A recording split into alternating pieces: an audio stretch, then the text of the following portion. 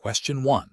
Governance review demonstrates that emergency medical services dispatchers, EMSD, are crucial in managing pre-hospital emergencies. In a scenario where a caller reports a conscious adult with a deep laceration on the forearm, visibly bleeding profusely, and exhibiting pale, cool, clammy skin with a rapid, weak pulse, what is the most appropriate immediate course of action for the EMS to provide to the caller while awaiting EMS arrival? Option A. Instruct the caller to apply firm, direct pressure to the wound using a clean cloth or their hands, elevate the injured limb above the level of the heart if possible, and keep the patient still and warm. Option B. Instruct the caller to apply a tourniquet immediately to the limb, regardless of the bleeding severity or location, to stop all blood flow. Option C. Tell the caller to focus on keeping the patient calm and reassured, and to wait for paramedics to arrive before attempting any interventions. Option D. Advise the caller to gather a complete medical history from the patient, including allergies and current medications, before initiating any first aid.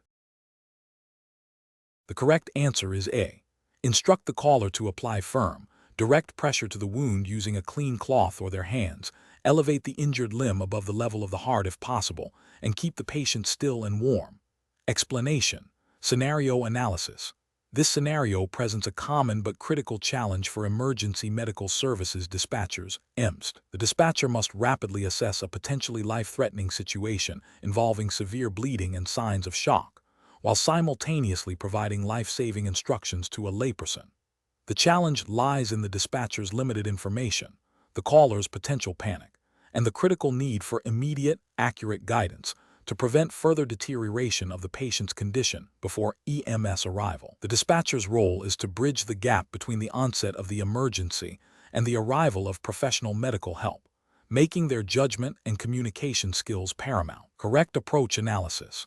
The correct approach prioritizes immediate, actionable interventions for bleeding control and shock management, tailored to the layperson's capabilities. This aligns with established EMS protocols and guidelines for dispatcher-assisted first aid, specifically instructing the caller to apply direct pressure to the wound and to position the patient to elevate the legs. If no contraindications exist, are evidence-based interventions that directly address the immediate threats of exsanguination and hypovolemic shock. These actions are designed to slow blood loss and improve circulation to vital organs, buying critical time. This approach reflects the EMSD responsibility to provide the most effective pre-arrival instructions based on the information available, adhering to the principle of do no harm, while maximizing the patient's chance of survival. Incorrect approaches analysis.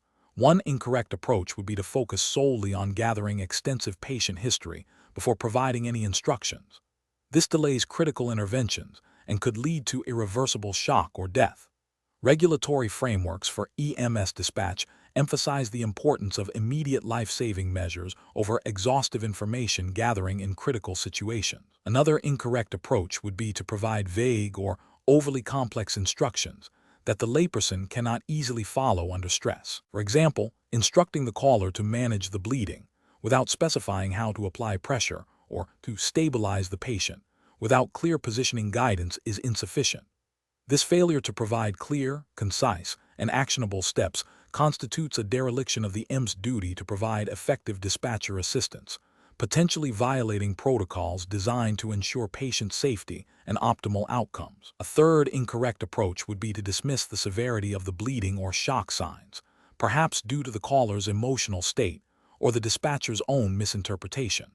This could lead to delayed dispatch of appropriate resources or inadequate pre-arrival instructions, directly contravening the core mandate of an EMS to recognize and respond appropriately to medical emergencies. Ethical and regulatory standards require EMS to treat all reported emergencies with due diligence and to act decisively based on presented symptoms. Professional reasoning. In such a scenario, an EMS should employ a structured decision-making process. First, actively listen to the caller to identify the chief complaint and any immediate life threats, e.g., severe bleeding, altered mental status, difficulty breathing. Second, based on the identified threats, access and utilize established protocols for dispatcher-assisted medical instructions, prioritizing interventions that address the most critical issues first. Third, communicate instructions clearly, concisely, and calmly, using simple language and confirming the caller's understanding. Fourth, continuously reassess the situation through caller feedback and provide ongoing support and updated instructions as needed until EMS arrives. This systematic approach ensures that critical interventions are initiated promptly and effectively, aligning with professional standards and regulatory requirements for EMS dispatch. Question 2. During the evaluation of a 911 call reporting a fall, what is the most critical process optimization step for determining the nature of the emergency and ensuring appropriate resource allocation? Option A. Assuming the fall is minor and advising the caller to monitor the patient unless they report specific severe symptoms. Option B. Dispatching a basic life support (BLS) ambulance based on the caller's initial statement of a fall to expedite response. Option C. Focusing on gathering information about the caller's relationship to the patient and their emotional state before assessing the patient's condition. Option D. Immediately asking detailed questions about the mechanism of the fall and the patient's subsequent symptoms and vital signs. Correct answer is D. Immediately asking detailed questions about the mechanism of the fall and the patient's subsequent symptoms and vital signs. Explanation. Scenario analysis. Determining the precise nature of an emergency is a critical and often challenging aspect of emergency medical services dispatch (EMSD). Callers are frequently distressed, providing fragmented or incomplete information. The dispatcher must rapidly synthesize this limited data, assess potential severity, and prioritize resources, all while maintaining a calm and professional demeanor.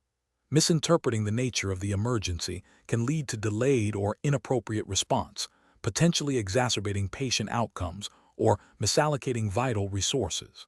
The challenge lies in balancing the need for speed with the necessity for accuracy, often under significant time pressure. Correct approach analysis.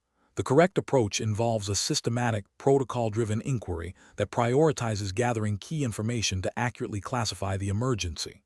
This aligns with the core principles of EMS certification, which emphasizes adherence to established protocols for effective dispatch. By asking targeted questions about the chief complaint, patient status, conscious, breathing, and any immediate life threats, the dispatcher can efficiently determine the appropriate response level and resource allocation. This methodical process ensures that all critical aspects of the emergency are considered, minimizing the risk of overlooking vital details and maximizing the chances of an optimal patient outcome, in accordance with regulatory mandates for efficient and effective emergency response. Incorrect approach is analysis. One incorrect approach is to rely solely on the caller's initial description without further probing. This fails to account for the potential for misinterpretation or underreporting by the caller, and directly contravenes the need for thorough information gathering mandated by EMSD protocols. It risks misclassifying a critical emergency as less severe, leading to delayed or inadequate response. Another incorrect approach is to make assumptions about the severity based on limited keywords without verifying the patient's actual condition. This bypasses the essential step of assessing vital signs or immediate life threats, which is a cornerstone of emergency triage. Such assumptions can lead to dispatching insufficient resources for a critical situation or dispatching excessive resources for a minor one, both of which are inefficient and potentially harmful. A third incorrect approach is to prioritize gathering non-essential details before confirming the immediate life-threatening nature of the situation. While some contextual information may be helpful, the absolute priority in emergency dispatch is to identify and address immediate threats to life and limb. Delaying the assessment of critical indicators in favor of less urgent details can have severe consequences for the patient. Professional reasoning. Professionals should employ a structured questioning technique, often guided by a computer-aided dispatch (CAD) systems protocols. This involves starting with broad questions about the chief complaint and then progressively narrowing the focus to assess the patient's consciousness, breathing, and any signs of severe bleeding or other immediate dangers. The goal is to obtain a clear picture of the emergency severity and nature as quickly and accurately as possible to ensure the most appropriate and timely response. This systematic approach is not only best practice, but also a regulatory requirement for certified EMS dispatchers. Question 3. System analysis indicates that an emergency caller is highly distressed and speaking rapidly, providing fragmented details about a medical event. The dispatcher needs to ascertain the most critical information to ensure appropriate and timely response. Which of the following approaches best aligns with the regulatory framework for emergency medical services dispatcher (EMSD)? certification in receiving and processing this emergency call. Option A. Make an immediate decision on the type of resources to dispatch based solely on the caller's initial emotional state and the few words they manage to articulate. Option B. Immediately confirm the caller's location and the nature of the emergency, then proceed to ask about the patient's condition and any immediate life threats, while maintaining a calm and reassuring tone. Option C. Focus primarily on calming the caller and gathering a comprehensive medical history before attempting to confirm the location or dispatch any resources. Option D. Ask a series of detailed questions about the patient's past medical history and current medications before confirming the exact location of the incident. The correct answer is B. Immediately confirm the caller's location and the nature of the emergency, then proceed to ask about the patient's condition and any immediate life threats while maintaining a calm and reassuring tone. Explanation. Scenario analysis. This scenario presents a common but critical challenge in emergency medical services dispatch EMSD. The dispatcher must balance the immediate need for information to dispatch appropriate resources with the caller's emotional distress and potential for providing incomplete or inaccurate details. The challenge lies in extracting vital information efficiently and accurately while maintaining a calm and reassuring demeanor, which is crucial for de-escalation and effective information gathering. The dispatcher's ability to prioritize questions, interpret nonverbal cues, even over the phone, and adapt their questioning based on the caller's responses directly impacts response times and the quality of care provided upon arrival. Failure to obtain critical data can lead to delayed or inappropriate resource allocation, potentially jeopardizing patient outcomes. Correct approach analysis. The correct approach prioritizes immediate life-saving information while acknowledging and managing the caller's distress. This aligns with established EMSD protocols and regulatory frameworks that emphasize rapid assessment and dispatch. By first confirming the nature of the emergency and the caller's location, the dispatcher can initiate the dispatch process as quickly as possible. Simultaneously, asking about the patient's condition and any immediate life threats allows for the selection of the most appropriate response level, e.g., BLS/VS/ALS. This structured approach, often guided by a standardized protocol system, like Medical Priority Dispatch System (MPDS), if applicable to the jurisdiction, ensures that critical information is not overlooked. Even under pressure, it demonstrates adherence to best practices in emergency call handling, focusing on patient safety and efficient resource utilization, which are core tenets of EMSD certification. Incorrect approaches analysis. One incorrect approach would be to solely focus on gathering exhaustive medical history before confirming location or initiating dispatch. This delays the dispatch of critical resources, violating the primary responsibility of the EMS to get help to the scene as quickly as possible. It also fails to acknowledge the urgency of the situation and the potential for immediate life threats that require prompt medical intervention. Another incorrect approach would be to become overly focused on calming the caller to the exclusion of obtaining essential dispatch information.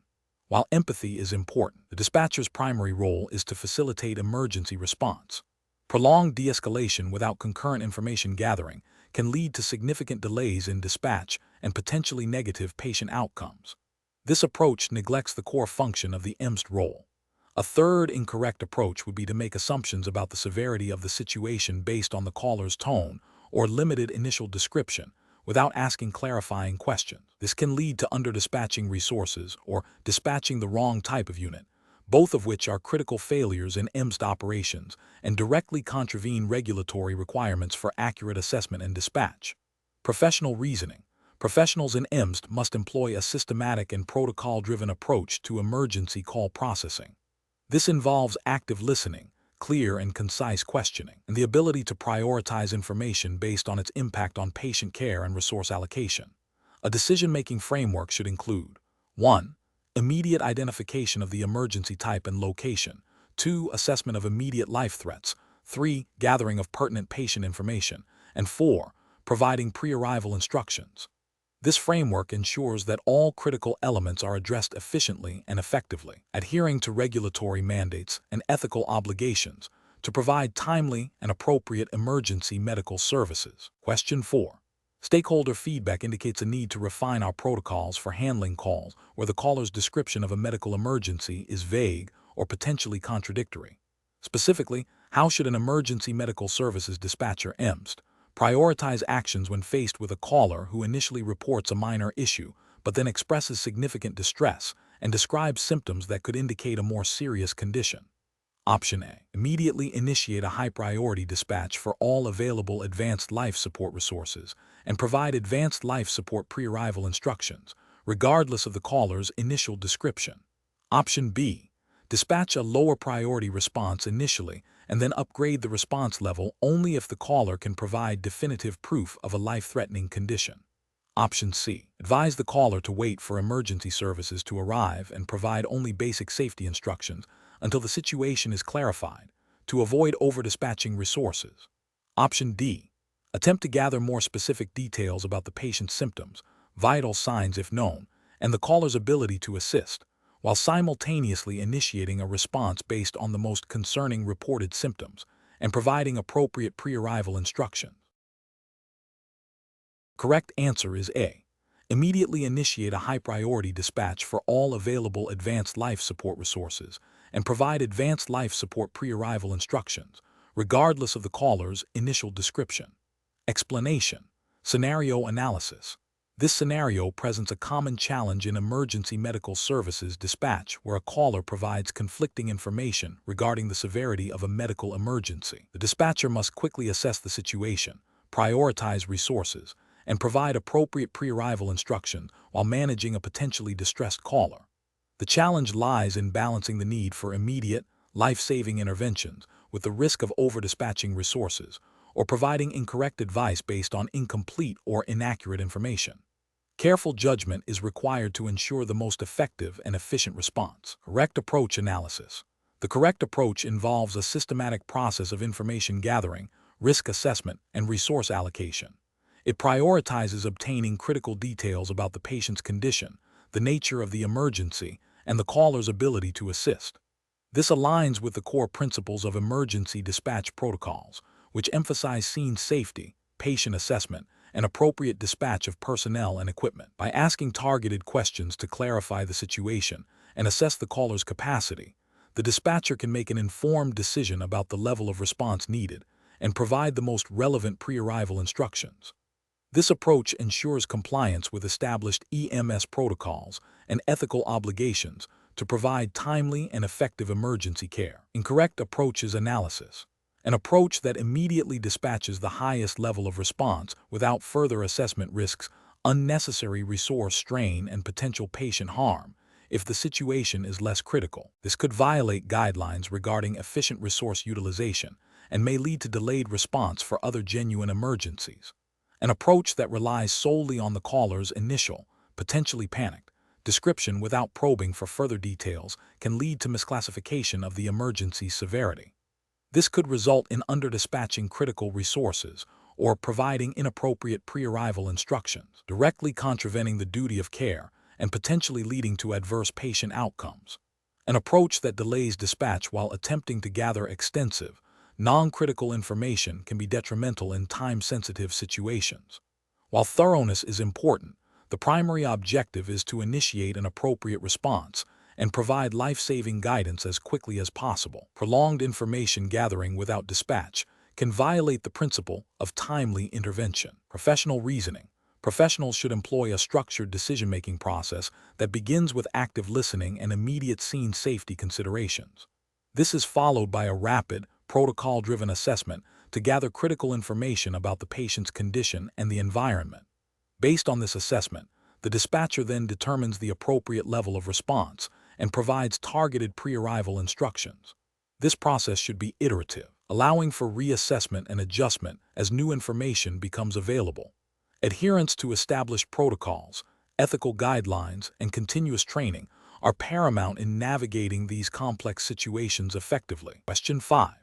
Regulatory review indicates that emergency medical services dispatchers, EMSD, are expected to manage calls involving individuals experiencing significant emotional distress while simultaneously gathering critical information for emergency response. During a caller is audibly crying and expressing extreme fear about a medical emergency involving a family member. The EMSD needs to ascertain the nature of the emergency, the location, and the patient's current condition, Which of the following approaches best aligns with the regulatory framework and ethical guidelines for an EMSD in this situation? Option A. Immediately ask for the patient's exact address and the specific medical problem, interrupting the caller's expression of distress to ensure vital information is obtained without delay. Option B. Focus solely on comforting the caller, offering extended emotional support and reassurance without attempting to gather any specific details about the medical emergency until the caller feels calmer. Option C. Advise the caller to calm down and compose themselves before providing any information, stating that their emotional state is hindering the process. Option D. Acknowledge the caller's distress by saying, "I understand this is a very upsetting situation for you. Please tell me what is happening so I can send help," and then proceed to ask for essential details. The correct answer is A. Immediately ask for the patient's exact address and the specific medical problem, interrupting the caller's expression of distress to ensure vital information is obtained without delay. Explanation. Scenario analysis. This scenario presents a common challenge for emergency medical services dispatchers, EMSD. A caller experiencing significant emotional distress who is also providing critical yet fragmented information. The challenge lies in balancing the immediate need to gather life-saving details with the equally critical need to acknowledge and de-escalate the caller's emotional state to ensure clear communication and cooperation. Failure to address the caller's distress can lead to missed information, delayed response, or even the caller terminating the call, all of which have severe consequences for patient care and public safety. Careful judgment is required to prioritize information gathering while demonstrating empathy, a core competency for EMSD. Correct approach analysis. The correct approach involves actively listening to the caller's emotional cues and verbally acknowledging their distress before or while gently guiding them to provide essential information.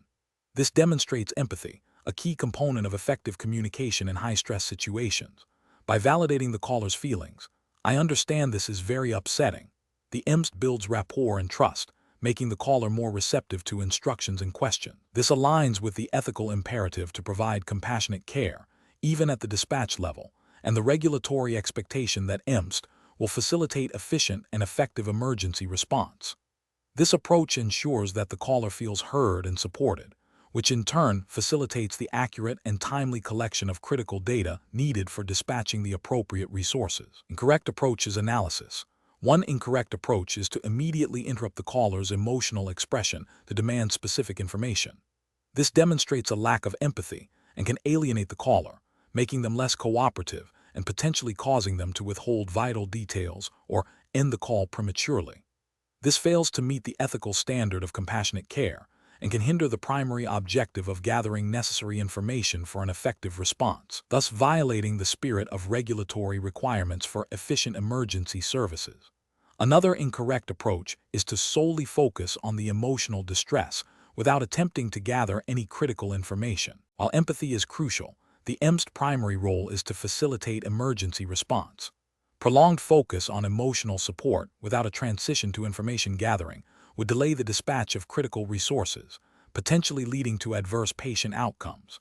This approach neglects the core regulatory duty of an EMS to ensure timely and appropriate emergency medical services are dispatched. A third incorrect approach is to dismiss the caller's emotions as irrelevant to the emergency. This is not only ethically unsound, but also practically counterproductive. Ignoring the caller's emotional state can escalate their distress, making them less coherent and more difficult to assist. This directly contradicts the principles of effective communication and patient-centered care that are implicitly or explicitly required by EMS regulations. Professional reasoning. When faced with a distressed caller, an EMS should employ a structured yet flexible approach. First, actively listen to the caller, paying attention to both verbal content and emotional tone. Acknowledge and validate their feelings to establish a connection.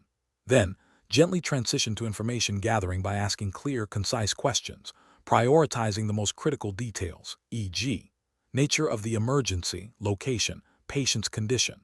If the caller becomes overwhelmed, reiterate empathy and offer reassurance before attempting to gather information again. The decision-making process should always weigh the immediate need for information against the caller's emotional state, recognizing that addressing the latter can often facilitate the former. This balanced approach ensures both compassionate care and an effective emergency response, aligning with professional standards and regulatory mandates. Question 6. The control framework reveals that a critical component of emergency medical services dispatcher (EMS) certification involves ongoing performance evaluation. When reviewing a dispatch call, which of the following actions best exemplifies a commitment to quality assurance and continuous quality improvement, CA/CQI, as mandated by regulatory guidelines? Option A. Dismissing any minor deviations from protocol if the call resulted in a positive patient outcome. Option B.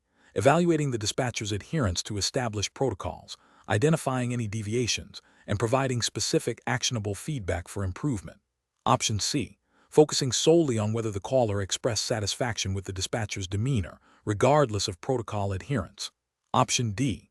Reviewing call outcomes only when a complaint is filed, rather than conducting routine quality assessments. The correct answer is B. Evaluating the dispatcher's adherence to established protocols, identifying any deviations, and providing specific, actionable feedback for improvement. Explanation. The control framework reveals the critical importance of quality assurance and continuous quality improvement, CA/CQI, in emergency medical services dispatch (EMSD). This scenario is professionally challenging because it requires dispatchers to not only adhere to established protocols, but also to actively participate in a system designed to identify and rectify deviations, ensuring the highest standard of care for callers. The pressure of real-time emergency response, coupled with the retrospective analysis required for QA/CQI, demands a nuanced approach to performance evaluation and improvement. The correct approach represents best professional practice because it directly aligns with the core principles of EMS certification, which emphasize adherence to established protocols and a commitment to ongoing improvement. Regulatory frameworks for EMS certification typically mandate robust QA/CQI programs. These programs are designed to systematically review dispatch calls, identify areas of strength and weakness, and implement targeted training or protocol adjustments. This proactive and data-driven approach ensures that dispatchers are consistently performing at an optimal level, thereby enhancing patient outcomes and maintaining public trust. It reflects a commitment to both individual accountability and systemic enhancement, which are foundational to effective emergency services. An incorrect approach that focuses solely on the outcome of a call, without considering the adherence to protocol or the dispatcher's actions within the established framework, fails to meet regulatory requirements. Such an approach overlooks the systematic nature of QA/CQI, which is designed to identify process failures, not just end results. For example, a call with a positive outcome might still contain procedural errors that, if unaddressed, could lead to negative outcomes in future calls. This represents an ethical failure to uphold the standards of care and a regulatory failure to comply with mandated QA/CQI processes. Another incorrect approach that involves ignoring minor protocol deviations because the call was handled efficiently or the caller was satisfied is also professionally unacceptable. While efficiency is important, EMSD protocols are developed through extensive research and are designed to ensure the best possible outcome in a wide range of scenarios. Overlooking deviations, even minor ones, undermines the integrity of the protocol and can create a precedent for future noncompliance. This is a regulatory failure to adhere to established standards and an ethical failure to prioritize patient safety through consistent protocol application. A professional decision-making process for similar situations should involve a thorough review of the call against established QA/CQI criteria.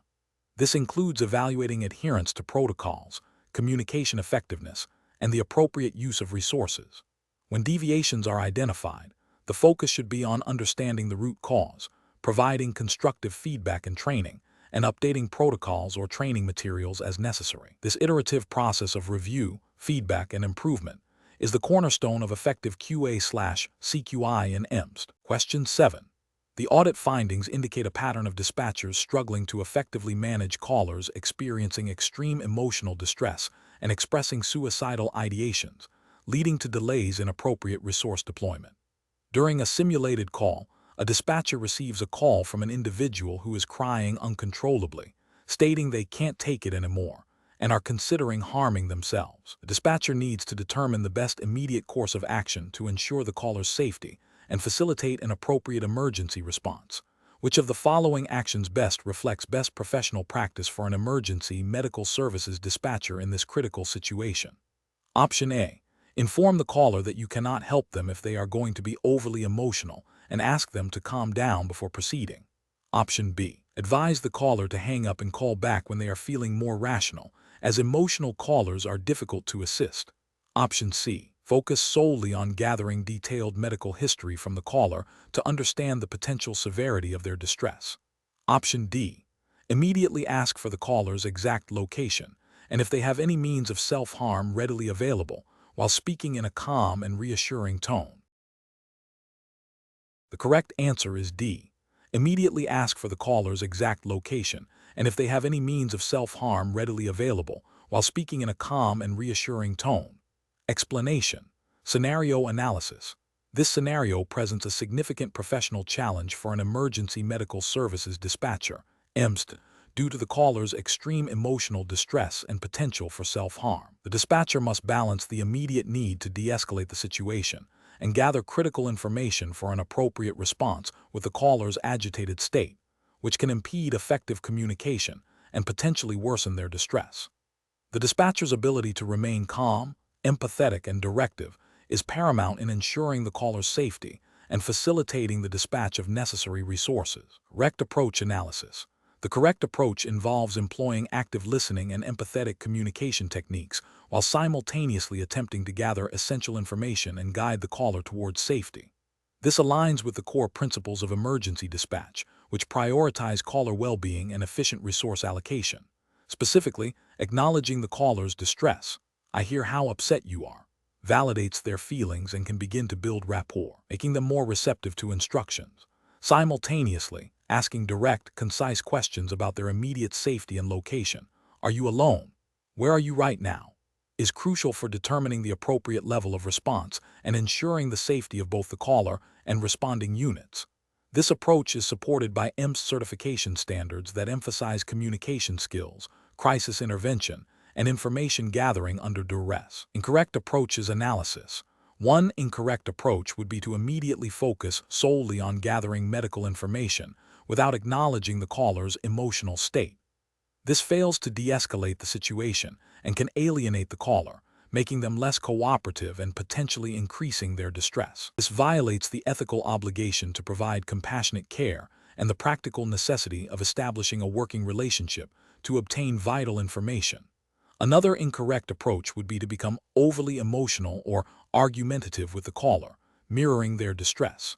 This unprofessional conduct compromises the dispatcher's ability to think critically and provide effective guidance, potentially leading to delayed or inappropriate dispatch decisions and a failure to meet the standard of care expected of a certified EMSD. A third incorrect approach would be to abruptly end the call due to the difficulty, without ensuring the caller's safety or attempting to transfer them to an appropriate resource. This constitutes a gross dereliction of duty and a direct violation of protocols designed to protect vulnerable individuals in crisis. Professional reasoning. Professionals in this situation should utilize a structured approach that prioritizes de-escalation and rapport building before or concurrently with critical information gathering. This involves maintaining a calm and professional demeanor, using empathetic language, and employing clear, concise questioning. The decision-making process should be guided by established protocols for managing agitated callers and potential crisis situations, focusing on the caller's immediate safety and the need for an appropriate emergency response. The dispatcher must continuously assess the caller's state and adapt their communication strategy accordingly, always aiming to achieve the dual goals of ensuring safety and facilitating an effective emergency response. Question 8. Implementation of communication strategies by an emergency medical services dispatcher, EMSD, when a caller is experiencing significant emotional distress and difficulty articulating their needs. Which approach best balances the need for immediate information with the caller's emotional state? Option A. Rapidly asking a series of direct, closed-ended questions to extract information as quickly as possible, regardless of the caller's ability to respond coherently. Option B. Immediately demanding precise location and nature of the emergency, interrupting the caller to ensure all critical data points are captured without delay. Option C. engaging in extended empathetic conversation to fully understand the caller's emotional experience before asking for any emergency-related information. Option D. Acknowledging the caller's distress using a calm and reassuring tone, and employing active listening techniques, such as paraphrasing to guide them in providing essential details. The correct answer is D. Acknowledging the caller's distress using a calm and reassuring tone, and employing active listening techniques such as paraphrasing to guide them in providing essential details. Explanation. Scenario analysis. This scenario presents a common challenge for emergency medical services dispatchers, EMSD, where a caller's emotional distress significantly impacts their ability to provide critical information. The dispatcher must balance the urgency of the situation with the need to elicit clear, actionable details from a distressed individual. Failure to effectively manage the communication can lead to delayed response, misallocation of resources, or an inadequate understanding of the patient's condition, all of which have serious implications for patient care and public safety. The challenge lies in maintaining control of the call while demonstrating empathy and guiding the caller through their distress. Correct approach analysis. The correct approach prioritizes de-escalation and active listening to build rapport and gather information effectively. By acknowledging the caller's distress and using calming, reassuring language, the EMSD creates a more conducive environment for communication. Employing open-ended questions and paraphrasing demonstrates that the dispatcher is actively listening and understanding, which can help the caller feel heard and more willing to cooperate. This method aligns with best practices in emergency dispatch communication, emphasizing the importance of a calm and controlled interaction to ensure accurate and timely information exchange, thereby meeting the core responsibilities of an EMSD as defined by regulatory frameworks focused on effective emergency response. Incorrect approaches analysis. One incorrect approach involves immediately demanding specific information without acknowledging the caller's emotional state. This can escalate the caller's distress, making them less coherent and more resistant to providing details, potentially delaying critical response. This fails to meet the ethical obligation to provide compassionate and effective service, and may violate guidelines that stress the importance of caller rapport in emergency situations. Another incorrect approach is to become overly sympathetic and engage in prolonged emotional support, neglecting the primary duty of gathering essential dispatch information. While empathy is crucial, an EMSD role is to facilitate emergency response, not to provide extensive counseling. Excessive focus on emotional support can divert critical time and resources, leading to delays in dispatching appropriate medical assistance, which is a direct failure to uphold the core mandate of the EMSD role and regulatory expectations for efficient emergency management. A third incorrect approach is to interrupt the caller frequently with rapid-fire questions, even when the caller is clearly struggling to speak. This can be perceived as dismissive and overwhelming, further hindering the caller's ability to communicate vital details. Such an approach disregards the need for a structured yet flexible communication strategy that accounts for the caller's state, potentially leading to incomplete or inaccurate information being relayed to responding units, which is a breach of professional communication standards expected of an EMSD. Professional reasoning. Professionals should employ a decision-making framework that begins with assessing the caller's emotional state. If distress is evident, the initial priority is de-escalation through empathetic acknowledgement and calming language. Once a degree of calm is established, the dispatcher should transition to structured questioning, using a combination of open-ended and closed-ended questions as appropriate, while continuing to monitor the caller's emotional state. Active listening techniques, such as paraphrasing and summarizing, should be used throughout the interaction to ensure understanding and build rapport. The goal is to efficiently gather all necessary information for dispatch while maintaining a supportive and controlled communication environment, adhering to all relevant EMSD certification guidelines and ethical standards. Question 9. Benchmark analysis indicates that an emergency medical services dispatcher, MD, receives a call from an individual who is experiencing a severe panic attack and expresses suicidal ideation. The caller is hesitant to provide their exact location, stating they are embarrassed and do not want their neighbors to know they are seeking help. The EMD must determine the most appropriate and legally compliant course of action to ensure the caller receives necessary medical attention, while respecting their privacy as much as possible within the scope of emergency response. Option A. Inform the caller that while their privacy is important, providing their location is critical for dispatching emergency medical services, and that information shared with responders is for the purpose of providing aid. Option B. Attempt to gather detailed personal information about the caller's medical history and emotional state to better understand their situation before dispatching any resources. Option C. Immediately dispatch emergency services to the caller's last known address based on available data, without further confirmation of their current location, to expedite assistance. Option D. Advise the caller that due to their reluctance to provide location information, the EMD cannot dispatch assistance until they fully comply with all privacy concerns and provide explicit consent for all data sharing. Correct answer is A. Inform the caller that while their privacy is important, providing their location is critical for dispatching emergency medical services, and that information shared with responders is for the purpose of providing aid. Explanation. Scenario analysis. This scenario presents a common yet complex challenge for emergency medical services dispatchers, MD. The dispatcher must balance the immediate need for medical assistance with the legal and ethical obligation to protect patient privacy. The caller's distress and potential for self-harm introduce a heightened sense of urgency, but also a critical need for careful information gathering and dissemination. The challenge lies in obtaining necessary information for dispatch without violating patient confidentiality or exceeding the scope of EMD practice. Correct approach analysis. The correct approach prioritizes obtaining essential information for dispatch while respecting patient privacy. This involves clearly identifying the nature of the emergency, the location, and the number of individuals involved. Crucially, it requires the EMD to inform the caller about the limitations of confidentiality in emergency situations and the necessity of sharing information with responding medical personnel. This aligns with the legal and ethical framework governing EMDs, which mandates providing appropriate assistance while adhering to privacy regulations. The EMD's role is to facilitate the dispatch of appropriate resources, and this requires gathering specific, actionable information.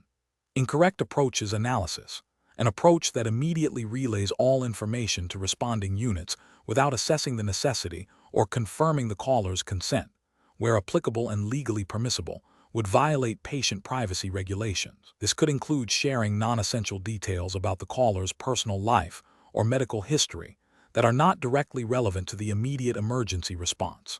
An approach that refuses to dispatch emergency services due to concerns about privacy or delays dispatch significantly while attempting to obtain explicit consent for every piece of information would be ethically and legally negligent. The primary duty of an EMD is to ensure timely and appropriate medical assistance is dispatched.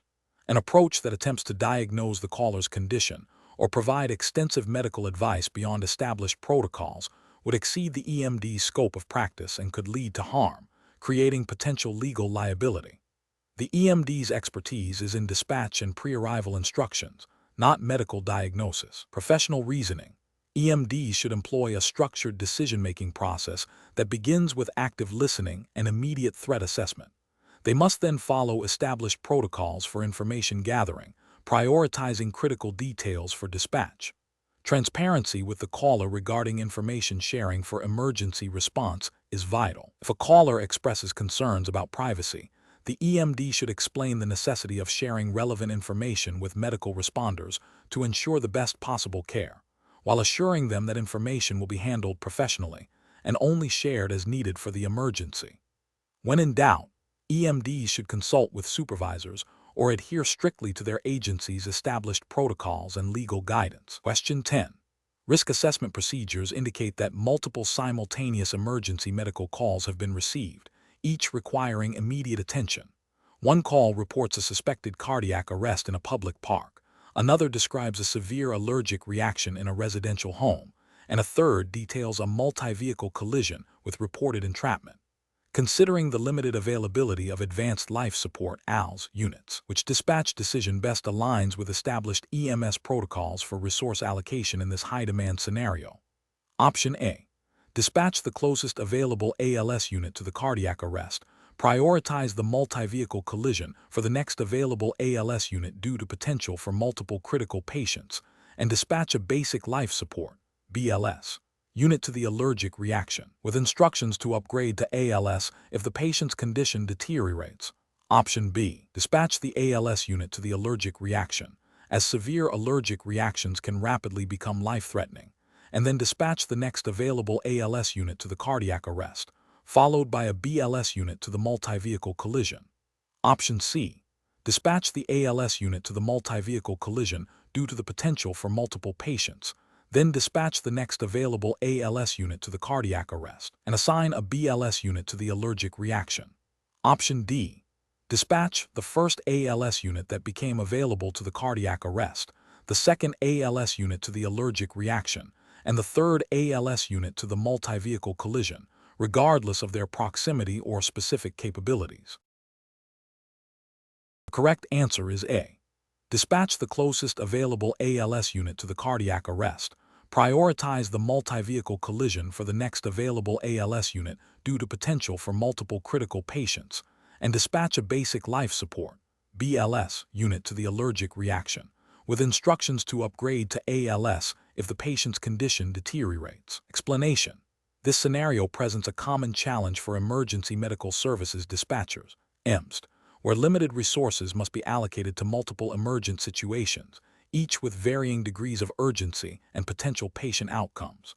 The professional challenge lies in making rapid, informed decisions under pressure, balancing the immediate needs of callers with the overall capacity of the EMS system. Careful judgment is required to avoid bias, ensure equitable distribution of resources, and adhere to established protocols. The correct approach prioritizes dispatch decisions based on a systematic risk assessment that considers the severity of the patient's condition, the likelihood of a positive outcome with timely intervention, and the availability of appropriate resources. This aligns with the core principles of EMS dispatch, which emphasize patient safety and efficient resource utilization as mandated by regulatory frameworks governing EMS operations. By adhering to established protocols for triage and resource allocation, the EMSD ensures that decisions are objective, evidence-based, and consistent with the overall mission of providing timely and effective emergency medical care.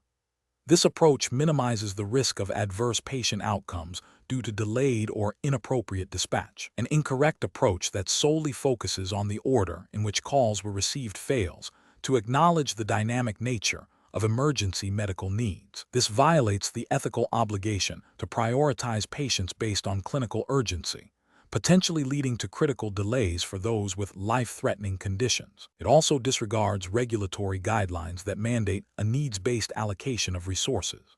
Another incorrect approach that prioritizes calls based on the perceived social status or influence of the caller is a clear violation of ethical principles and likely contravenes regulations prohibiting discrimination in healthcare access. Such bias undermines public trust and leads to inequitable distribution of essential services. An incorrect approach that dispatches the closest available unit regardless of the specific needs of the incident may result in an inappropriate resource being sent, leading to delays in definitive care or an inefficient use of resources. This fails to consider the specific skill sets or equipment required for a particular medical emergency, which is often a key component of dispatch protocols designed to optimize patient outcomes. The professional reasoning process for similar situations should involve a structured approach. First, accurately gather and assess information from the caller to determine the nature and severity of the medical emergency. Second, consult established dispatch protocols and algorithms for guidance on triage and resource allocation. Third, consider the real-time availability and capabilities of all responding units. And finally, communicate clearly and concisely with responding units and other relevant agencies. This systematic process ensures that decisions are defensible, ethical, and aligned with regulatory requirements for effective EMS dispatch. Question 11. Stakeholder feedback indicates that some dispatchers struggle to accurately identify the chief complaint and patient status when callers provide vague or emotionally charged descriptions of an incident. Consider a scenario where a caller states, "My husband is having chest pain. I think it's a heart attack. He's not responding well." Which of the following approaches best demonstrates adherence to Emergency Medical Services Dispatcher (EMSD) certification requirements for identifying the chief complaint and patient status in this situation? Option A. Focus on gathering the patient's complete medical history, including past cardiac events and current medications, before attempting to determine the chief complaint or patient status. Option B. Advise the caller to administer aspirin and monitor the patient for 10 minutes before dispatching any EMS resources, as the symptoms might be mild. Option C. Immediately dispatch an advanced life support ALS unit based on the caller's suspicion of a heart attack and the mention of chest pain without further questioning. Option D. Ask a series of targeted questions to clarify the nature of the chest pain, e.g., location, duration, radiation, the patient's level of consciousness, and their breathing status, while simultaneously gathering essential demographic information. The correct answer is C. Immediately dispatch an advanced life support ALS unit based on the caller's suspicion of a heart attack and the mention of chest pain without further questioning. Explanation. Scenario analysis. This scenario is professionally challenging because the caller's description is vague and potentially misleading, creating a risk of misclassifying the urgency and nature of the medical emergency. The dispatcher must quickly ascertain the chief complaint and patient status, despite the caller's emotional state and limited medical knowledge, balancing the need for rapid assessment with the potential for delayed or inappropriate resource allocation. Correct approach analysis. The correct approach prioritizes obtaining clear, concise information directly related to the patient's immediate condition and the reason for the call. This aligns with Emergency Medical Services Dispatcher (EMSD) certification standards that emphasize accurate chief complaint identification and patient status assessment as foundational to effective dispatch. By asking targeted questions about the patient's symptoms, consciousness, and breathing, the dispatcher can rapidly determine the severity and nature of the emergency, ensuring the appropriate level of EMS response is dispatched promptly. This systematic approach minimizes the risk of under-triaging or over-triaging the call, directly impacting patient outcomes and resource utilization, as mandated by EMSD protocols. Incorrect approaches analysis. One incorrect approach involves accepting the caller's initial, unverified statement of heart attack without further investigation. This fails to confirm the chief complaint and assess the patient's current status, potentially leading to a delayed or incorrect dispatch if the symptoms are indicative of a different, equally or more critical condition, e.g., stroke, respiratory distress. This violates the EMSD requirement for thorough assessment and accurate chief complaint identification. Another incorrect approach is to focus on gathering extensive background information about the patient's medical history before assessing the immediate emergency. While history can be valuable, it should not supersede the urgent need to understand the current life-threatening symptoms and the patient's immediate status. This delays the critical dispatch decision and can be detrimental to a patient experiencing an acute event, contravening the core EMSD principle of prioritizing immediate patient needs. A third incorrect approach is to dispatch based solely on the caller's perceived level of distress, without a clear understanding of the chief complaint or patient status. While caller distress is a factor, it is not a substitute for objective assessment of the patient's condition. This can lead to unnecessary or inappropriate dispatches, wasting valuable resources and potentially delaying response to a more critical incident elsewhere, which is contrary to efficient EMS system management and EMSD operational guidelines. Professional reasoning. Professionals should employ a structured questioning technique, such as the EMD emergency medical dispatch protocols, to systematically gather information. This involves starting with open-ended questions to allow the caller to describe the situation, followed by specific closed-ended questions to clarify critical details about the chief complaint and patient status, e.g., consciousness, breathing, pain. The dispatcher must remain calm, empathetic, and in control of the call, guiding the conversation to elicit the most pertinent information for an accurate and timely dispatch decision. This process ensures adherence to regulatory requirements for effective emergency response. Question 12. Investigation of a 911 call where the caller is audibly distressed and weeping, stating, "He's not breathing. Oh God, he's not breathing," but is unable to immediately provide a specific address or confirm the patient's age. The EMSD is utilizing the MPDS protocol card sets. Which of the following actions best reflects the appropriate utilization of the MPDS protocol card sets in this situation? Option A. Immediately proceed to the breathing determinant questions to confirm the absence of breathing and then ask for the location. Option B. Attempt to calm the caller for several minutes before asking any protocol questions. Option C. Ask the caller to describe the scene in detail before inquiring about the patient's condition. Option D. Focus solely on obtaining the caller's name and callback number before proceeding with any medical questions. The correct answer is A. Immediately proceed to the breathing determinant question to confirm the absence of breathing, and then ask for the location. Explanation. This scenario presents a common challenge for emergency medical services dispatchers, EMSD, where a caller's emotional state significantly impacts their ability to provide clear and accurate information, potentially delaying critical dispatch decisions. EMSD must balance the need for immediate information to dispatch appropriate resources with the caller's distress, ensuring patient safety and efficient resource allocation.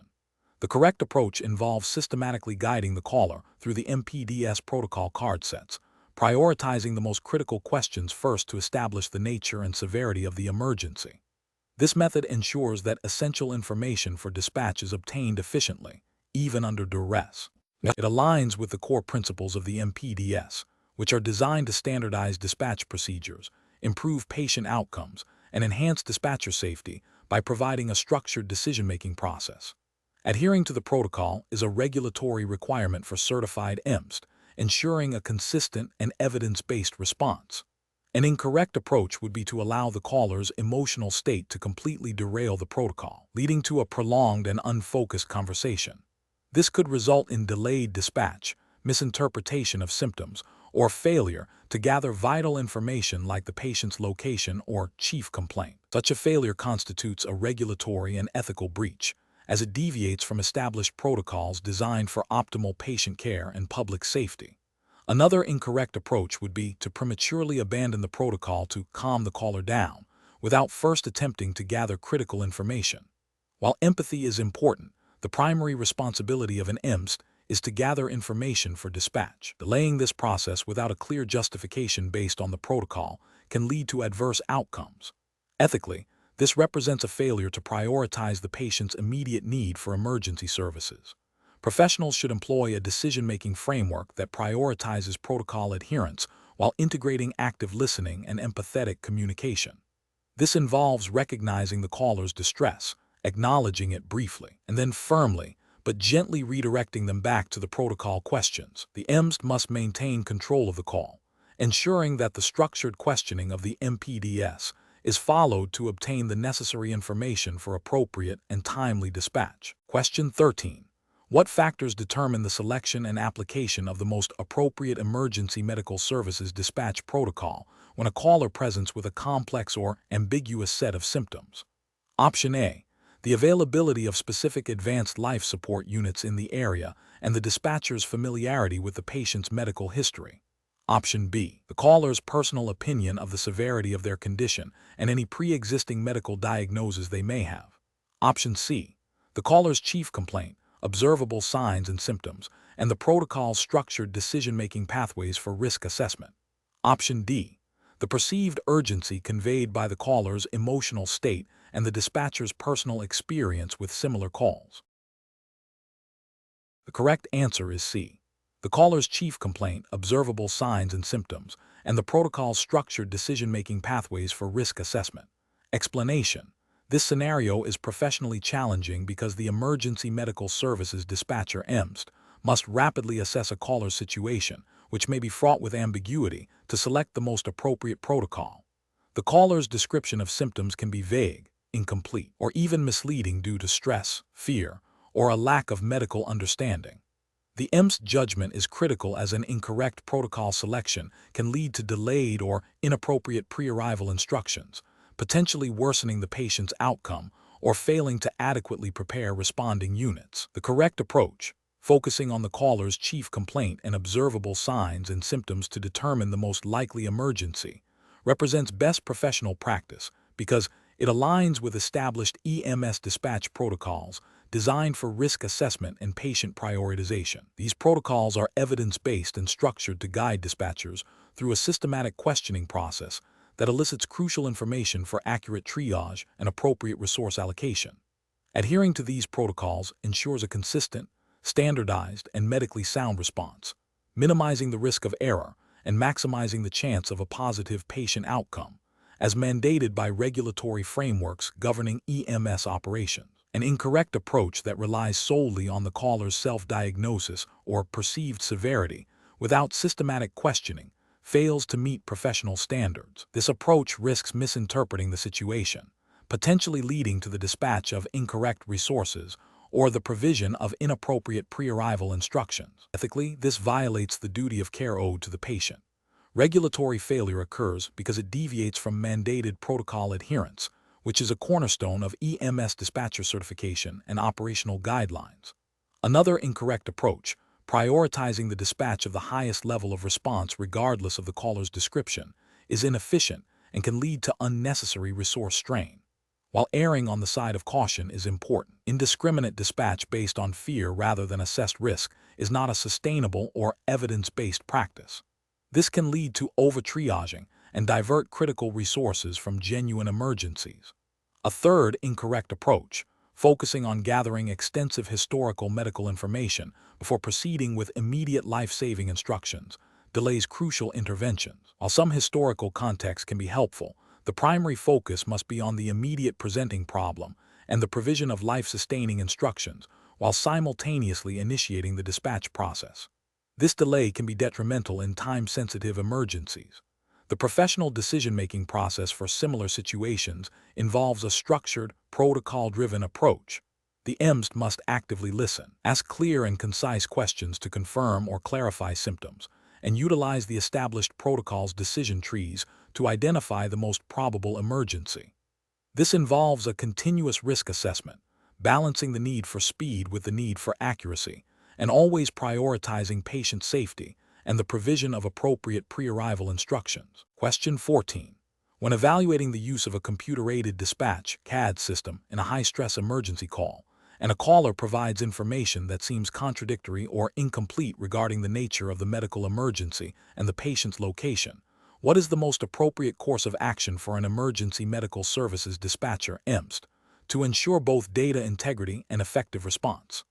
Option A. Refuse to dispatch until the caller can provide perfectly clear and consistent information, explaining the importance of accurate data for effective response. Option B. Enter the information as best as possible, noting the perceived discrepancies in a free text field, and dispatch the closest available unit based on the most probable interpretation of the caller's statements. Option C. Prioritize obtaining the most accurate and verifiable information possible, using probing questions to clarify ambiguities, and documenting all information and any identified discrepancies within the CAD system before dispatching, potentially requesting additional resources if the situation remains unclear. Option D. Immediately dispatch the closest available unit with the most critical information provided, assuming the caller is experiencing distress and may not be able to provide perfect details, and attempt to gather further clarification en route. The correct answer is B. Enter the information as best as possible, noting the perceived discrepancies in a free text field, and dispatch the closest available unit based on the most probable interpretation of the caller's statements. Explanation. This scenario presents a common ethical dilemma in emergency medical services dispatch, specifically concerning the use of computer-aided dispatch (CAD) systems. The challenge lies in balancing the immediate need for accurate information with the potential for data integrity issues and the privacy of individuals involved. A dispatcher must exercise sound judgment to ensure that the information entered into the CAD system is both timely and reliable, without compromising the integrity of the system or violating patient confidentiality. The correct approach prioritizes the accuracy and integrity of the CAD system by verifying information before entry and documenting any discrepancies or limitations. This aligns with the core principles of EMS dispatch, which emphasize providing accurate and timely information to responding units. Regulatory frameworks for EMS dispatchers typically mandate adherence to established protocols for data entry and information verification to ensure the safety of both the public and EMS personnel. Maintaining the integrity of the CAD system is paramount, as it serves as the central hub for critical incident data, resource allocation, and historical record keeping. Incorrect approaches fail to uphold these critical standards. Entering unverified or potentially inaccurate information into the CAD system directly compromises its reliability. This can lead to misallocation of resources, delayed response times, or incorrect information being relayed to responding crews, all of which can have severe consequences for patient care and public safety. Furthermore, Failing to document discrepancies or limitations in the information entered can create a false sense of certainty within the system, hindering future analysis or investigation. Violating patient privacy through improper handling of sensitive information within the CAD system is also a significant ethical and regulatory breach. Professionals should employ a decision-making process that involves critical thinking and adherence to established protocols. This includes actively questioning information that seems inconsistent, seeking clarification from the caller or other sources when possible, and meticulously documenting all information and any deviations from standard procedures.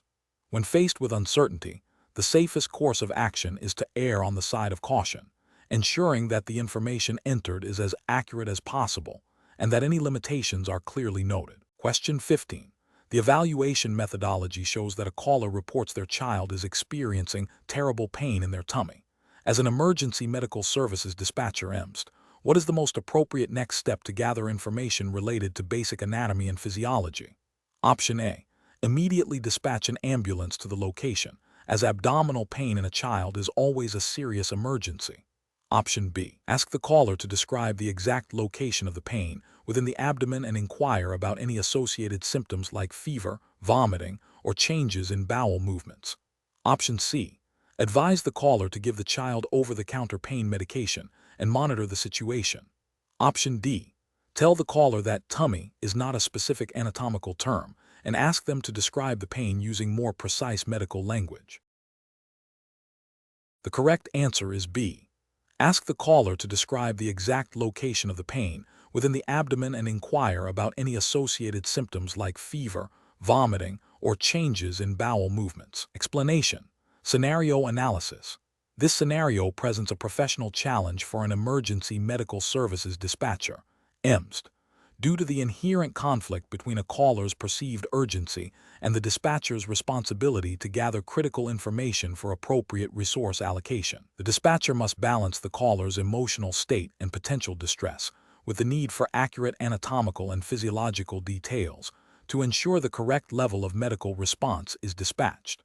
Misinterpreting or failing to elicit precise information about the injury's location and nature can lead to delayed or inappropriate care, potentially worsening patient outcomes. Correct approach analysis. The correct approach involves calmly and systematically guiding the caller to provide specific anatomical landmarks and a description of the physiological response. This aligns with best professional practice by adhering to established EMS protocols that prioritize accurate information gathering for effective triage and dispatch. Regulations governing EMS dispatchers mandate adherence to protocols designed to elicit vital patient information, including location and nature of injury, which directly relates to understanding basic anatomy and physiology. For instance, understanding that pain in the chest is a critical physiological symptom requiring immediate attention, and differentiating it from pain in the arm, which might indicate a different underlying issue, is crucial. The dispatcher's role is to translate layman's terms into medically relevant information. Incorrect approach is analysis. An approach that solely focuses on the caller's emotional state without probing for specific anatomical or physiological details is professionally unacceptable. This fails to meet regulatory requirements for information gathering and can lead to dispatching the wrong type of unit or delaying the dispatch of a higher acuity response. For example, accepting "I feel sick" without asking about the location of the sickness, e.g., stomach, head, or the physiological symptoms, e.g., nausea, vomiting, dizziness, is a failure to apply basic anatomical and physiological understanding. Another incorrect approach is to assume the caller's self-diagnosis or description of the injury without verification. For instance, if a caller states, "My son broke his leg," the dispatcher must still confirm the location of the break, e.g., tibia, fibula, femur, and the mechanism of injury, as well as assess for any associated physiological signs like bleeding or loss of sensation, which are critical for determining the appropriate EMS response. Relying solely on the caller's potentially inaccurate assessment is a regulatory and ethical failure. A third incorrect approach involves rushing the call and dispatching a unit based on minimal information, prioritizing speed over accuracy. While time is critical in EMS, dispatching without understanding the basic anatomical location of the problem, e.g., is it a limb injury, a torso injury, a head injury, and the physiological distress, e.g., difficulty breathing, severe pain, altered mental status, can result in an inappropriate response, wasting valuable resources, and potentially delaying care for the patient. Professional reasoning. Professionals should employ a structured decision-making process that begins with active listening and empathy, followed by systematic questioning based on established EMS dispatch protocols. This involves using a decision tree or script that guides the dispatcher through a series of questions designed to elicit critical anatomical and physiological information. The dispatcher must continuously assess the caller's responses, rephrasing questions as needed to ensure clarity and accuracy. This process ensures that the dispatched resources are appropriate for the patient's condition, thereby optimizing patient care and adhering to regulatory mandates for effective emergency medical services. Question 16. The risk matrix shows a high probability of miscommunication when dispatchers encounter non-standard or ambiguous medical abbreviations used by callers or in pre-hospital reports. A dispatcher receives a call describing a patient experiencing CP and SOB. The dispatcher, familiar with common EMS abbreviations, immediately dispatches a basic life support (BLS) ambulance with a focus on respiratory distress. However, caller later clarifies that CP referred to chest pain and SOB was a colloquialism for severe pain. Which of the following actions by the dispatcher best demonstrates adherence to best professional practice and regulatory compliance in this scenario? Option A. Immediately dispatching a BLS ambulance based on the initial interpretation of CP as chest pain and SOB as shortness of breath, as these are common EMS presentations. Option B. Consulting a general online medical dictionary for the meaning of CP and SOB to confirm the dispatcher's initial interpretation before dispatching. Option C. Proceeding with the initial dispatch and then updating the responding unit with the clarified information once it is received, assuming the initial assessment is likely correct. Option D.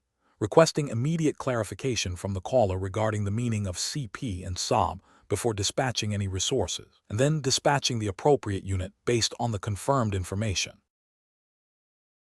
Correct answer is A. Immediately dispatching a BLS ambulance based on the initial interpretation of CP as chest pain and SOB as shortness of breath, as these are common EMS presentations. Explanation. This scenario presents a professional challenge due to the critical nature of accurate medical terminology and abbreviations in emergency medical services dispatch. Misinterpreting or misusing these terms can lead to significant delays in appropriate resource allocation, incorrect initial treatment advice, or even dispatching the wrong type of unit, all of which can negatively impact patient outcomes and violate established EMS protocols and potentially state or federal regulations governing EMS operations and dispatcher responsibilities. The correct approach represents best professional practice because it prioritizes clear, unambiguous communication and adherence to standardized medical terminology. This ensures that all responding personnel receive accurate information, facilitating efficient and effective patient care. It aligns with the fundamental principle of providing timely and appropriate medical assistance, a core tenet of EMS dispatching, and upholds the dispatcher's responsibility to accurately relay critical medical information as per established protocols and any relevant state EMS regulations. An incorrect approach that relies on assumptions or incomplete understanding of medical abbreviations is professionally unacceptable. This failure to verify or clarify can lead to critical errors in dispatch, potentially violating protocols designed to ensure patient safety and efficient resource management. For instance, misinterpreting SOB as shortness of breath when the caller actually meant son of a bee, though less common in a medical context, illustrates the danger of assumption could lead to an inappropriate response. Another failure would be using a non-standard or outdated abbreviation, which could confuse receiving personnel and delay appropriate care, thereby contravening the dispatcher's duty to provide accurate and timely information as mandated by EMS operational guidelines. The professional reasoning process for similar situations should involve a systematic approach. First, actively listen to the caller's description of symptoms and any medical terms used.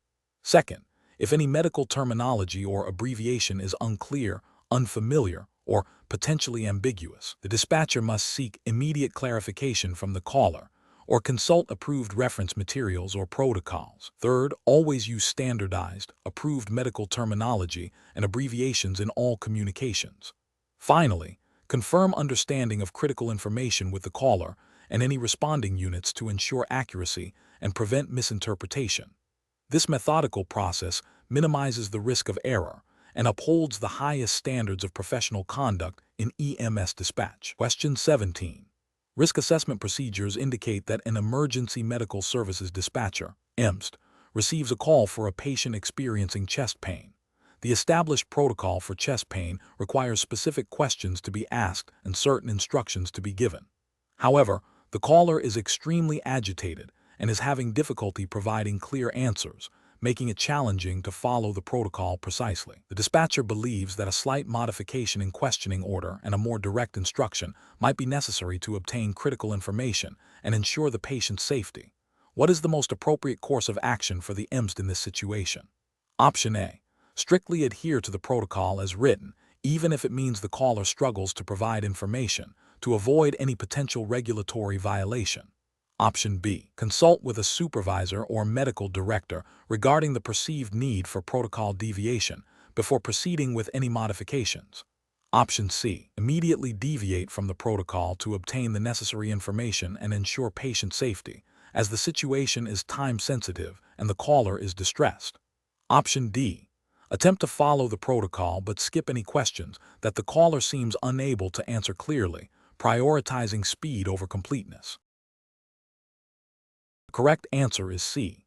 Immediately deviate from the protocol to obtain the necessary information and ensure patient safety, as the situation is time-sensitive and the caller is distressed. Explanation.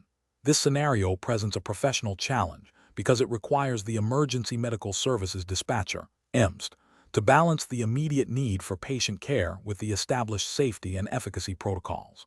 The dispatcher must quickly assess the situation, determine if the presented circumstances fall within the defined parameters for protocol deviation, and make a decision that prioritizes patient well-being while adhering to regulatory mandates. The challenge lies in the potential for misinterpretation of the protocol, the pressure of time, and the inherent risks associated with any deviation from established procedures. The correct approach represents best professional practice because it prioritizes patient safety and adherence to the established regulatory framework. By consulting with a supervisor or medical director when unsure about a protocol deviation, the EMSD ensures that any decision made is informed, justifiable, and aligns with the emergency medical services dispatcher certification requirements and associated state or local EMS protocols. This consultative process mitigates the risk of inappropriate deviation, protects the patient, and upholds the dispatcher's professional responsibility and accountability. It demonstrates a commitment to continuous quality improvement and patient advocacy within the established legal and ethical boundaries. An incorrect approach that involves unilaterally deviating from the protocol without proper authorization or consultation is a significant regulatory and ethical failure. This action bypasses the established checks and balances designed to ensure patient safety and the integrity of EMS operations. It violates the principle of accountability, as the dispatcher assumes a level of decision-making authority that may not be within their scope or expertise without supervisory or medical oversight. Such a deviation could lead to adverse patient outcomes, legal repercussions for the dispatcher and the EMS agency, and a breach of trust with the public and the medical community. Another incorrect approach, which is to strictly adhere to the protocol even when the dispatcher recognizes it may not be in the patient's best interest, also presents a regulatory and ethical concern. While protocol adherence is crucial, EMS protocols are designed to be flexible enough to accommodate unique circumstances. Blindly following a protocol that is clearly inappropriate for the situation can be considered a failure to act in the patient's best interest, potentially leading to delayed or incorrect care. This can also be seen as a failure to exercise professional judgment, which is an expected competency for certified EMSD. The professional reasoning process for similar situations should involve a systematic approach. 1. Understand the patient's situation and immediate needs. 2. Recall and review the relevant protocol. 3. Assess if the situation clearly falls within the protocol's guidelines. 4. If there is any ambiguity or if the situation appears to warrant deviation, consult the established chain of command, e.g., supervisor, medical director, for guidance. 5. Document the situation, the decision made, and the rationale, including any consultations. This framework ensures that decisions are made thoughtfully, ethically, and in compliance with regulatory requirements. Question 18. The monitoring system demonstrates a caller reporting a person experiencing sudden onset of severe chest pain and difficulty breathing, while also mentioning a strong odor of natural gas in the vicinity. The caller is distressed and unsure of the exact address, but believes it is a residential building. Which of the following dispatching strategies best optimizes the response to this situation? Option A. Dispatch an ALS EMS unit immediately to the general area provided, with instructions to the caller to exit the building if possible, and await further information before involving other agencies. Option B. Dispatch a basic life support BLS EMS unit and a police unit to investigate the odor and assist with address verification, with instructions to request ALS if the patient's condition deteriorates. Option C. Dispatch a fire department hazmat team and a police unit to investigate the gas odor, with instructions to request EMS if a medical emergency is confirmed.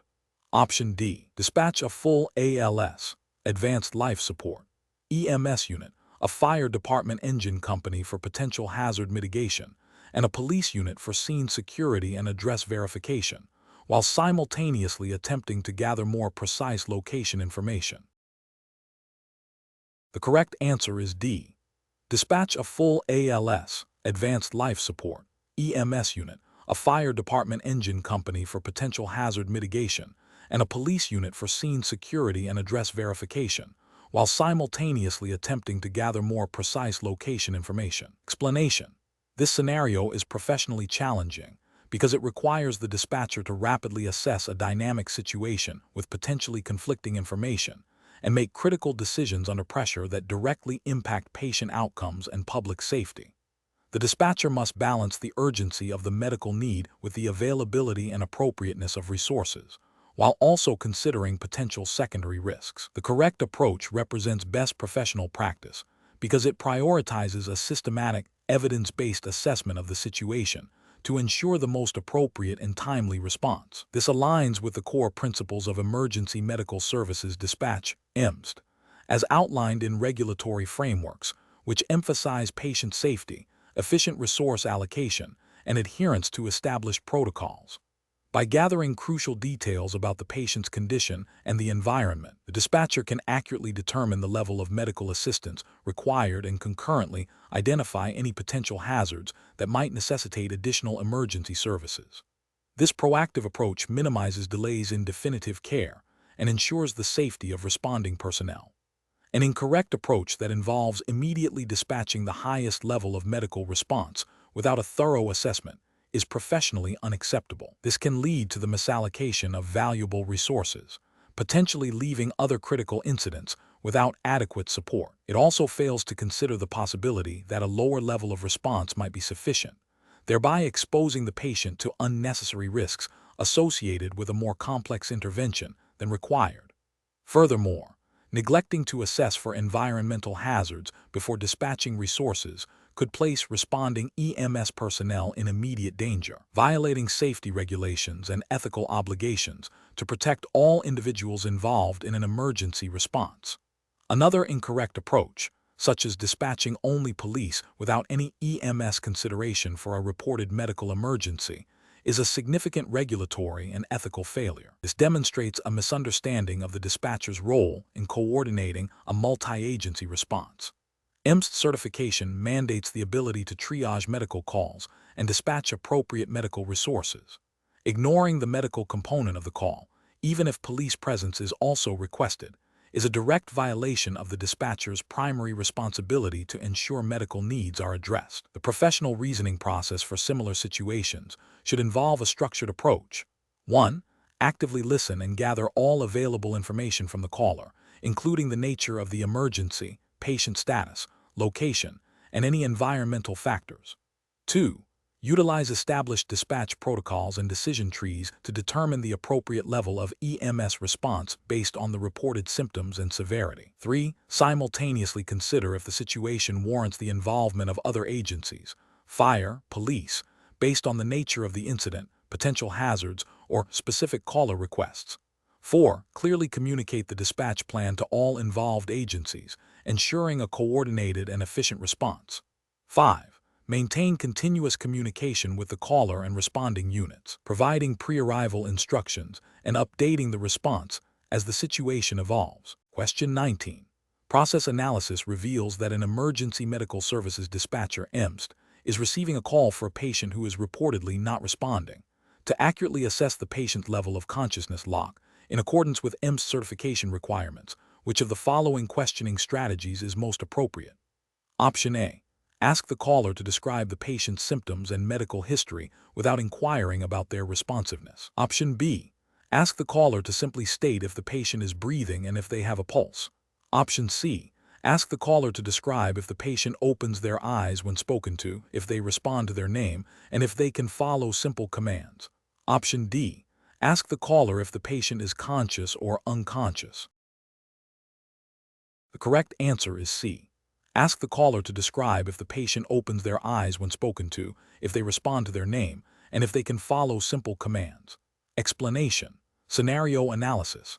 This scenario is professionally challenging because assessing a patient's level of consciousness lock is a critical component of emergency medical dispatch.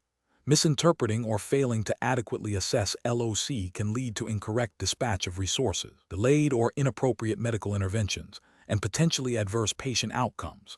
The dispatcher must rely solely on the caller's description and their own questioning to gather this vital information, often under time pressure and with limited communication bandwidth. Correct approach analysis.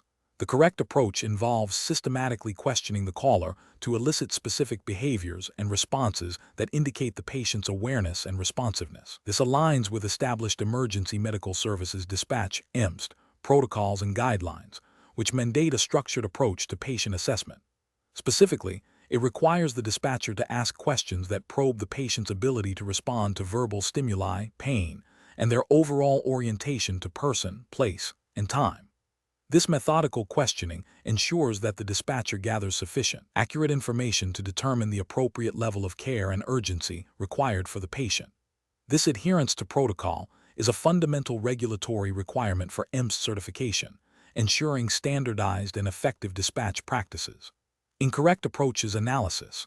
An approach that relies solely on the caller's subjective statement of unresponsive, without further probing, is a regulatory and ethical failure. This bypasses the dispatcher's responsibility to perform an active assessment and gather objective data. It is a failure to follow established EMSD protocols for patient assessment, which require detailed questioning to differentiate between different states of unresponsiveness, e.g., sleeping, medically induced coma, actual unresponsiveness due to trauma or illness.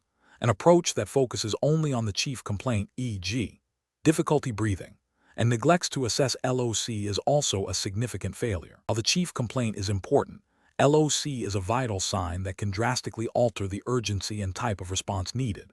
Ignoring it violates the principle of comprehensive patient assessment mandated by EMSD regulations. An approach that assumes the patient is conscious because they are able to communicate with the caller without directly assessing their responsiveness to the dispatcher's questions is another failure. The caller's ability to speak does not guarantee the patient's own awareness or responsiveness. This approach fails to meet the standard of care for patient assessment as defined by EMSD guidelines. Professional reasoning. Professionals should employ a decision-making framework that prioritizes adherence to established EMSD protocols for patient assessment.